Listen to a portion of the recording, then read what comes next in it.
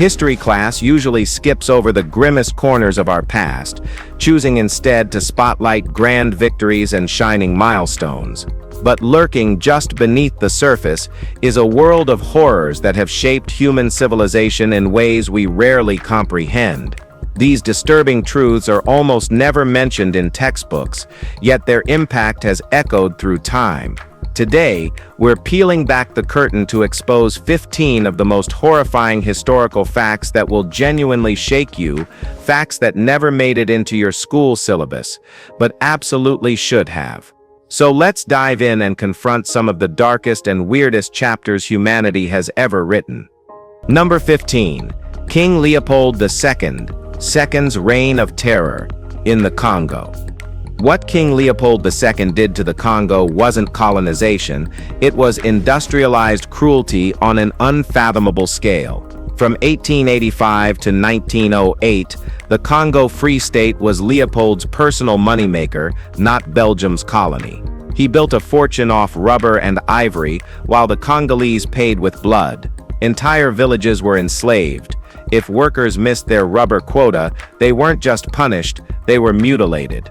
Hands were chopped off, including children. Torture, starvation, and murder were daily tactics. It's estimated that up to 10 million people died under his regime, nearly half the population.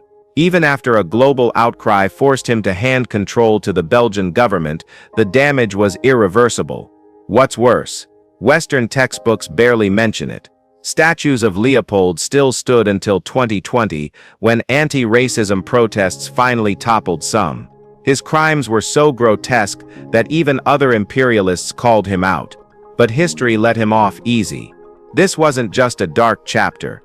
It was genocide, whitewashed by time. Number 14.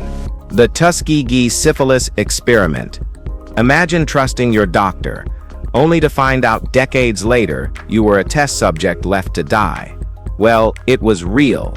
That's just what happened in the Tuskegee syphilis study.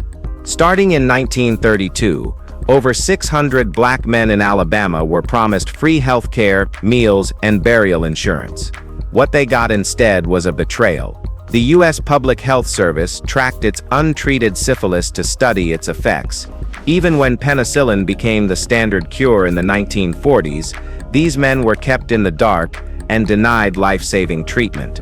Many died, others passed the disease to their wives, and even their children were born with congenital syphilis.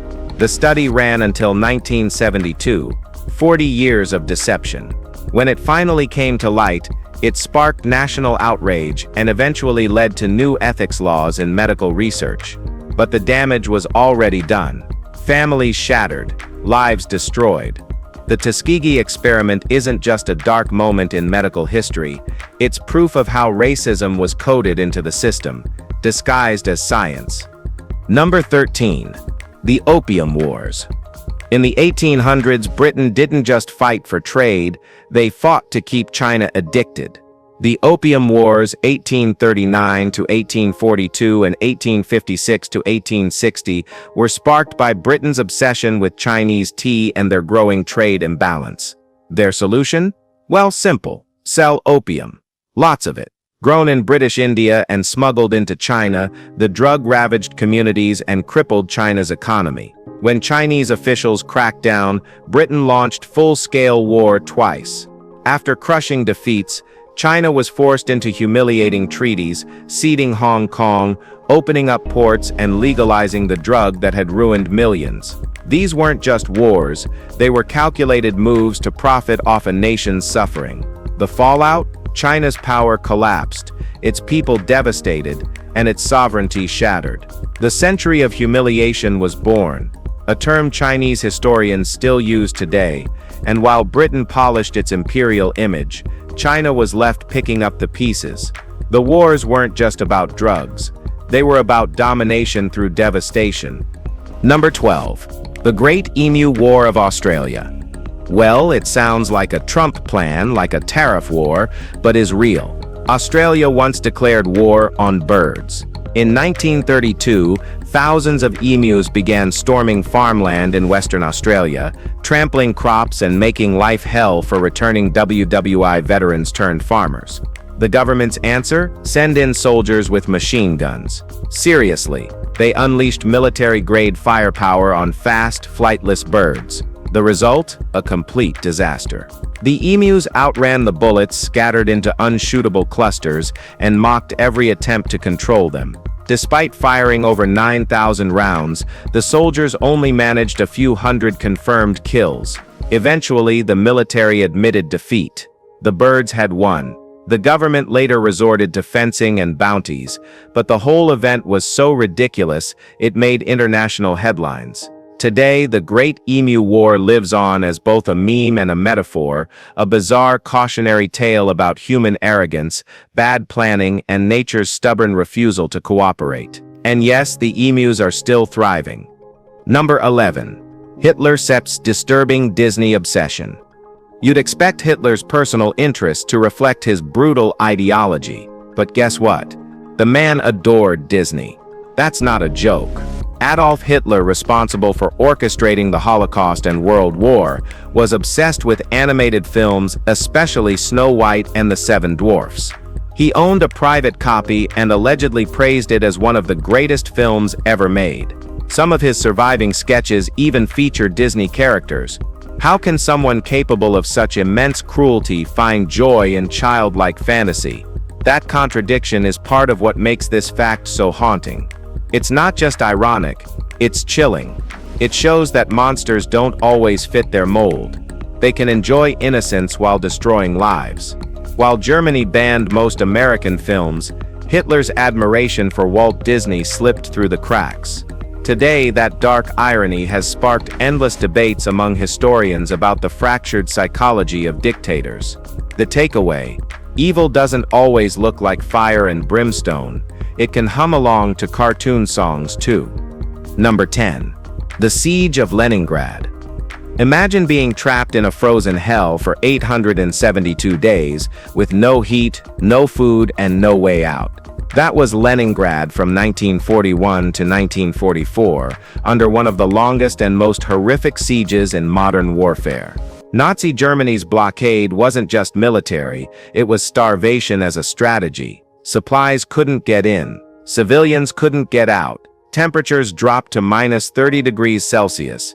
People ate wallpaper paste, sawdust, and stray animals. Then came the unthinkable cannibalism. Official records later confirmed dozens of arrests for it, but that's just the tip of the iceberg. Over 1 million civilians died, many from hunger, others from freezing or bombing, and yet Leningrad never surrendered. Schools continued underground. Music was still performed. Families clung to life in basements while shells rained down. Today, Russian children still visit the Road of Life, the frozen lake route that kept the city barely alive. This wasn't just a siege. It was a test of human will, endurance, and the depths of suffering people can survive without breaking. Number 9. The Pope-Sips War on Cats. Well, now this one is super terrifying. Leave it to the medieval church to turn house pets into heretics. In 1232, Pope Gregory IX decided that cats, particularly black ones, were agents of Satan. Fueled by superstition and paranoia, he issued a papal bull encouraging their extermination across Europe. Monks, peasants, and knights joined the feline purge, torching and drowning cats en masse. It was religious madness with a body count, and it backfired hard. By wiping out their main line of pest control, Europe gave rats free rein to multiply. A century later, the Black Death rolled in, killing off half the continent. Historians argue that the absence of cats helped the bubonic plague spread faster and hit harder. So yeah, a papal decree may have indirectly killed millions, all because someone thought cats looked a little too smug. It's a historical facepalm that shows how dangerous unchecked fear, superstition, and a powerful platform can be, even when aimed at something as harmless as a purring ball of fluff. Number 8. James Jameson Sits Cannibal Curiosity. James S. Jameson, heir to the Jameson whiskey fortune, wasn't just a privileged explorer, he was allegedly a spectator to horror. In 1888, deep in the Congo, Jameson supposedly handed 6 handkerchiefs to a local chief, not for a map or supplies, but to watch a human being eaten alive. The victim, a young girl tied to a tree, butchered and devoured as Jameson calmly sketched the scene like it was a weekend picnic. Let that sink in. Sketches of cannibalism. While some accounts came from interpreters and were later contested by his wife, the core story remains damning and disturbingly plausible. The colonial era was full of men who saw African lives as expendable scenery for their adventure stories. But this crossed into full-blown sociopathy. Jameson died of a fever shortly after, dodging any real consequences. Today, most people know the brand, not the man. But buried behind that elegant bottle of Irish whiskey is a legacy tainted by one of the most grotesque acts ever linked to colonial arrogance. Number 7. Mozart Sits Dirty Mind. Wolfgang Amadeus Mozart. The powdered wig, the symphonies, the harpsichord, and also the filthy mouth. Turns out classical music's golden boy had a love for toilet humor that'd make a 13-year-old blush. Hidden among his brilliant compositions are pieces like Leck mich im Arsch. Yep, literally lick me in the ass. These weren't just one-off jokes either. Letters to family members were packed with crude humor and bizarre phrases, often laced with poop jokes. Historians call it scatological humor, but let's be honest, it was Mozart being a little gremlin. He'd write bawdy canons and send raunchy rhymes to friends like it was the 18th century version of trolling. It doesn't take away from his genius, but it does remind us that even icons had weird human quirks. While most music classes conveniently leave out his X-rated side, it's worth remembering that Mozart wasn't just divine talent, he was also the guy who'd probably snicker during church if someone farted. What do you think about him? Let us know. Number 6. Shadows of Hiroshima and Nagasaki. The atomic bomb didn't just end a war, it erased people from existence so violently their shadows burned into stone. If you don't believe it, just as Google or GPT, they won't lie.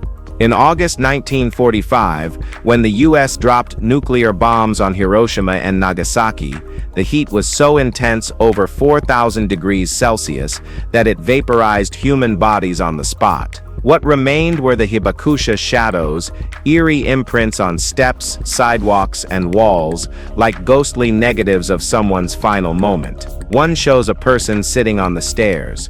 Another, a man pushing a cart. They didn't even have time to move.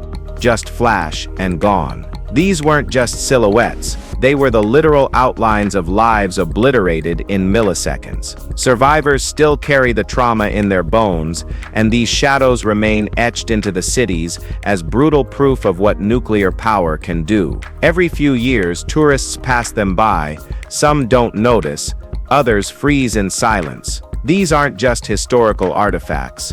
They're warnings, visual echoes of humanity's darkest flecks. A reminder that the fallout wasn't just radioactive, it was moral. Number 5. The Dancing Plague of 1518.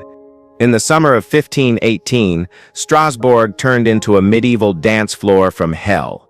One woman started dancing in the street, and within days, dozens joined her, then hundreds. No music, no joy, just relentless, uncontrollable dancing. People collapsed, bones broke, and some danced themselves to death from exhaustion, heart failure, or strokes. City officials were so baffled they hired musicians, thinking it might help them dance it out. Spoiler, it didn't. Theories. Ergot poisoning, hallucinogenic mold found in rye bread is one idea. Another, mass hysteria triggered by famine, disease, and psychological breakdown. But here's the kicker. We still don't know for sure. No cause, no cure. Just a town full of people that couldn't stop moving until they dropped. This wasn't just weird, it was terrifying. A full-blown mental and physical breakdown on a city-wide scale. The creepy dancing plague is just one of the strangest mysteries ever. Number 4. The Great Fire of London. When the Great Fire of London tore through the city in 1666, it burned for 4 days, leveling over 13,000 homes and 87 churches and leaving tens of thousands homeless. But while the flames eventually died, another plague crept in: rats, lots of them. See, the fire was hailed for cleansing the city of the bubonic plague, and to be fair, it did torch a lot of the filth that helped spread it. But in reality, the rats weren't done. The destruction left food scraps, warm hiding spots, and dead bodies buried in rubble. Rat heaven. Homeless survivors ended up fighting both exposure and rodent infestations in makeshift camps. Even worse, the flames displaced the rats just enough to scatter them into untouched neighborhoods. Historians still debate how much credit the fire deserves for ending the plague, but one thing's clear: the rat problem didn't go away, it just changed zip codes. So while London was rebuilding, the rats were thriving. Number 3. The disappearance of Roanoke. The Roanoke colony wasn't just lost, it vanished like a horror movie, ending with the tape cut mid-scream. In 1587, 117 English settlers were left on Roanoke Island, while Governor John White sailed back to England for supplies. His return was delayed because of a little thing called war with Spain, and by the time he made it back in 1590, the colony was gone. No people, no bodies, no signs of violence, just the word Serotonin carved into a post and Sero on a tree. That's it. Theories?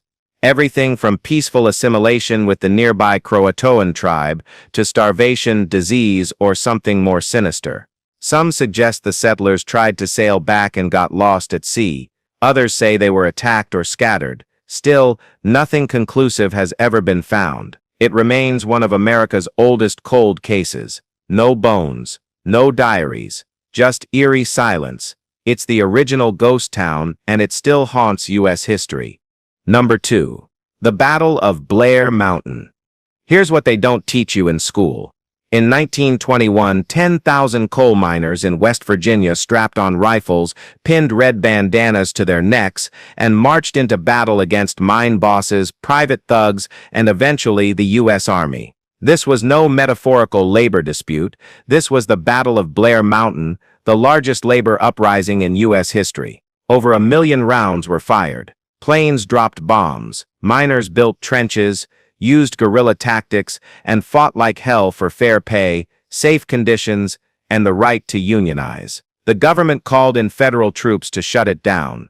Yes, the actual army against American workers. And after it all, silence. The story got buried, because God forbid anyone finds out the 8-hour workday and weekends were bought not by polite petitions, but by men who charged machine gun nests for the right to breathe underground without dying. The Blair Mountain Rebellion wasn't just about coal, it was a war over dignity, and it was scrubbed from history because it might have made the next generation brave.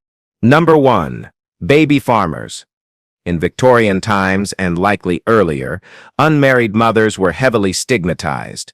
For women in service who became pregnant, often by the son of their employer, their circumstances were dire. Single mothers faced immense societal judgment and struggled to find work, leaving them with few options. Enter the grim industry of baby farming. Baby farmers offered to adopt these children for a fee, providing desperate mothers with what seemed like a solution. However, not all baby farmers operated ethically. Some realized that caring for numerous infants was costly and labor-intensive. To cut corners, a few resorted to using a tonic called Godfrey's cordial, a concoction laced with opium. This sedative would render the babies quiet and passive, but also deprive them of sustenance. Tragically, many infants were starved to death under this cruel practice. Once the babies died, these individuals would dispose of the bodies, advertise their services again, and repeat the cycle. For a particularly notorious example, you can look up Amelia Dyer or John and Sarah Macon. We hope you've enjoyed this video. If you did, please like, share, and subscribe. Thanks for hanging with us, and we'll see you soon in the next one.